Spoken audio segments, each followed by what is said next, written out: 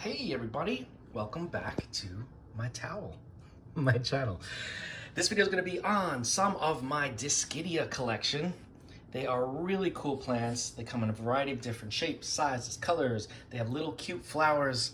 And if you like Hoyas, they are just like Hoyas, maybe even a little bit easier, I venture to say.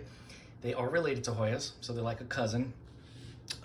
Very easy to take care of, and I have them growing in a bunch of different ways. So let's jump in and we'll talk about them, and you guys can go out and get yourself some after the video if you don't have any.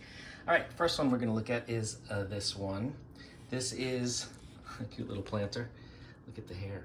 This is a Dischidia iowantha green cascade. So this is oval, thick green leaves. And as the name implies, they cascade down.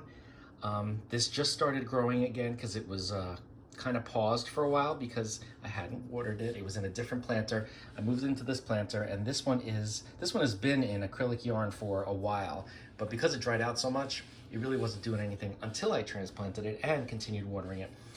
Very, very easy to take care of. They don't need direct sunlight. These have been thriving, some of them at least, in not even so bright indirect light. So this is a better view. So you can see that they can thrive in a variety of different lightings. Here's another one. This one is Million Hearts variegated Dischidia. Really, really cool. This one, once it gets going and it gets settled in its new home, it starts to grow like crazy. You've probably seen this in a couple of other videos if you've been following. This was just like maybe 2 or 3 little stems, I guess you could say. They were cuttings. I put them in some acrylic yarn. They rooted like crazy and they started growing like crazy. So you can see this has a lot of growth. Some of the leaves are just plain old white or cream colored, really pretty. And the flowers are so tiny, little tiny white flower in each, like one single flower in each axil. It's really cool. It's not in bloom right now, but it will be soon probably. I let them dry out, but I don't let them dry out for long because eventually they start to wrinkle and get very thirsty and dehydrated. So I try to, keep on top of it. But of course, some of them, they're not all in the same area. So some of them have gone without water for a little bit too long. But yeah, I think this is just really, really cool. And this one is Dischidia ruscifolia, which is also known as the Million Hearts plant. I just think they're really cool. I love how they grow. I love how thick and sturdy the leaves and stems are. They almost feel plastic. They almost feel fake.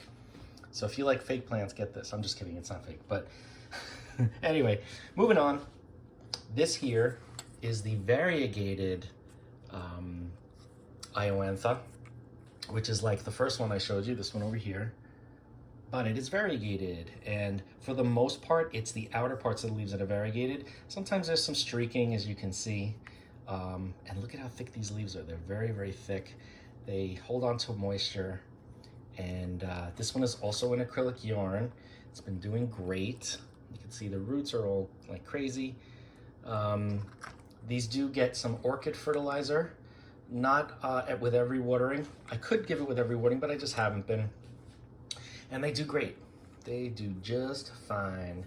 This one is about 3 feet away from a south-facing window, so it doesn't get anything direct, no direct light, but I'd say bright indirect this one gets. Okay, the next ones I'm gonna show you, the next 1, 2, 3, 4 of them are growing under LED lights, grow lights. This is a ruscifolia also, the Million Hearts, but it's a non-variegated as opposed to the variegated, which is right here. This is just the plain green. And the interesting thing is the variegated variety is almost dwarfed. You see the size of the leaves here? Look at the size of these leaves, they're smaller. So I'm not sure if that goes along with the variegation or if it was selected to be like a dwarf variety, I do not know. But either way, the green variety is cool, just as cool as the variegated variety, except it's green. Has some new growth points here. This one is in a lava rock and it had dried out for a while. I just watered it again. but I gotta keep on top of them because I don't want them to suffer, right? Here's another Ruscifolia green, but this one is in acrylic yarn. This one was dried up for a while. I had forgotten about it, but I watered it and it should be plumping up again quickly. But you can see how the leaves are kind of, let's see if you can see, they kind of curl. Like this one over here, it's all curled up because it's dehydrated, it's thirsty, as compared to this one that is nice and supple. Again, this is under LED grow lights, directly under. So that's another thing. Those lights, they don't give off a lot of heat, but they do give off some warmth. So if you're not keeping up with your water and your plants are close to the grow lights, they could probably dry up quicker than they would if they were maybe a few feet away. This is a numerifolia, I believe. They sometimes call this string of nickels. Dischidia string of nickels. Really cool. Let's see if we got any roots. This was a relatively newer one that I had gotten as cuttings. I don't see any roots yet, but it is doing well in its acrylic yarn home. No signs of drying out or anything like that. And then next one I'm going to show you is called Dischidia Geri, G-E-R-I. Some places, or some people you ask may call this Dischidia Iowantha Geri. I don't know if it really is an Iowantha because the leaf shape and the veinage and everything, it's a little bit different and they're kind of curly. The leaves are kind of curly, as you can see. This one is growing in lava rock. Very, very easy to grow these guys in semi-hydro. And they, if you break them, you cut off a leaf or something or cut a stem, they do bleed white sap, which is similar to other plants in the milkweed family, aka Hoya as well. But this one is very, very sturdy. This one was dry for a very long time. I had forgotten about it.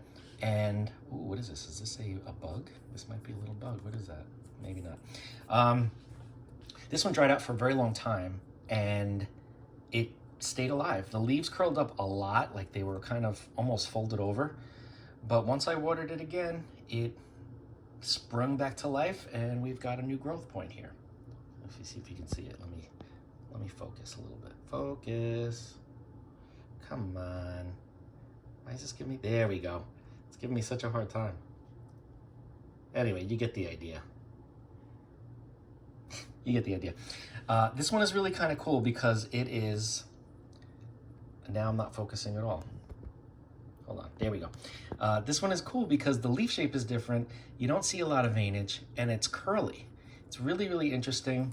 I like how it grows. It kind of vines, but not, it doesn't wrap around anything. It just kind of vines, but trails. I don't know how to explain it, but it's really cool, really interesting. I would love to get my hands on a variegated variety of this. I don't know if it exists. I've never seen one, but I wouldn't mind getting one of those. Okay, next up, we have, this one is also under LED grow lights. This is Dischidia Watermelon, and it's the name is Dischidia ovata. And as you can see, it has really cool, I guess, watermelon type veinage on it. I guess that's why it's called watermelon Dischidia. Really kind of cool, dark green leaves with lighter veins. There's also another variety of this that's called one stripe because some of these look almost like a one stripe. You just see that one vein down the middle. I wonder if this is a one stripe actually, because I have an ovata. Yeah, there's an ovata behind. This is another ovata, and you can see that there are 3 or more veins. This one has less, so this one might be a one stripe ovata. Same species, just a different cultivar. This one is in acrylic yarn as well. Let's see if we can get any roots on camera. I don't see roots on this one either, but it has been in here for a little while. This used to be in moss, but the moss dried up way too quickly. So I figured let's put it in some acrylic, and acrylic yarn seems to do the trick for these guys, in addition to semi-hydro, if you have a reservoir. Okay, now we're gonna move to another way of growing these plants, which is Kokedama. I took some of my Dischidia, I wrapped them up in some moss and some acrylic yarn, and we have some Kokedama. Let me pull it out of its little container so you can see it better. This one is an Iowantha variegated. Not as variegated as the other one I showed you, but you could see the white on the edges of the leaves. Doing just fine in a Kokedama. one thing to look out for these, the Kokedama, especially when they're small like that, they dry out pretty quickly. And for that reason, that's one of the main reasons why I prefer to put mostly succulents or cacti or aloe in Kokedama, because when it dries out, they're fine. They don't mind. They like that wet dry cycle. But something tropical like an epiphyte like this, you don't want it to go dry for too long. These next two here, I can never remember the name, but these are Dischidia. I'm trying to think of what the name is. I can't remember. But the leaves are very, very unique. They're almost like needles. Look like pine needles in a way.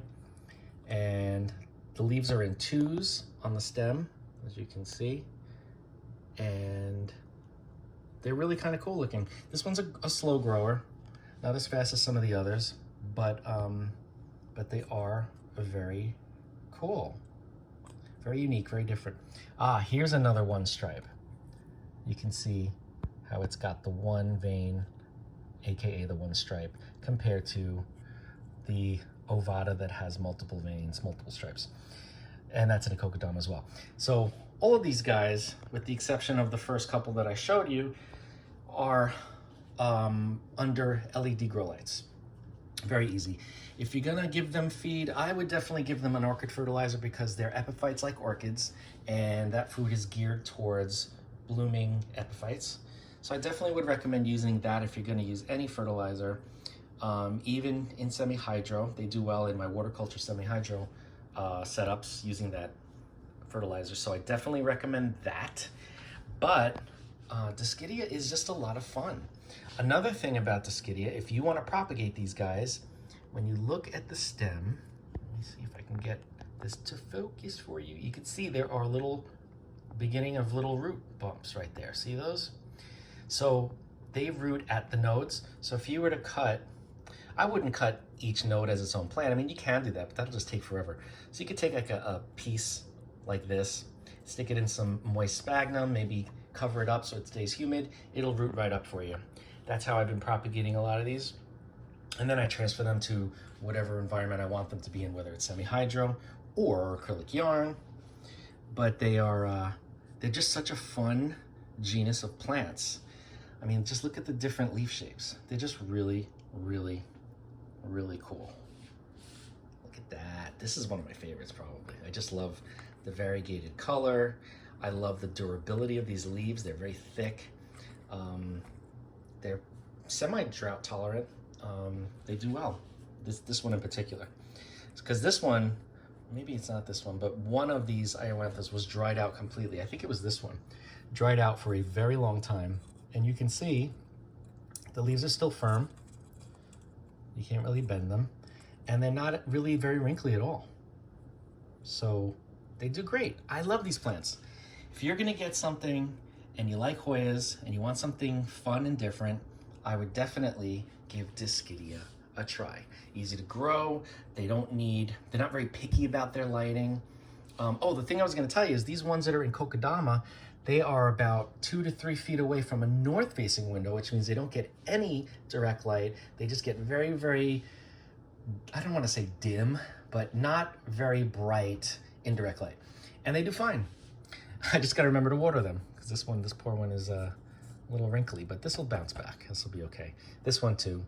This one it was a little more sensitive because it's smaller. So there were 2 other branches that were just dried up, so I had to remove them. But that's what happens when you have too many plants, guys. I don't want to say too many. When you have a lot of plants, you can never have too many. So yeah, if you have any questions about Dischidia in general, I covered most of what you would need to know. I use regular tap water too. I don't treat it with anything. The only time I do anything with the water that I give these guys is when I'm adding in the orchid fertilizer, and I don't even do that every watering. So yeah, just plain old water. Not picky about light, temperature is regular room temperature, and they'll perform for you, and they're really cool and really pretty. And when they bloom, I had a video of, it's an older video, I don't remember how long ago it was, but I showed some of those little flowers. They're so cute. I think it was a short, it was a video short. Anyway, any questions, just reach out. We will discuss Dischidia. Don't forget to like, comment, share, and subscribe. Hit that bell if you want to be notified, and I will see you in the next video.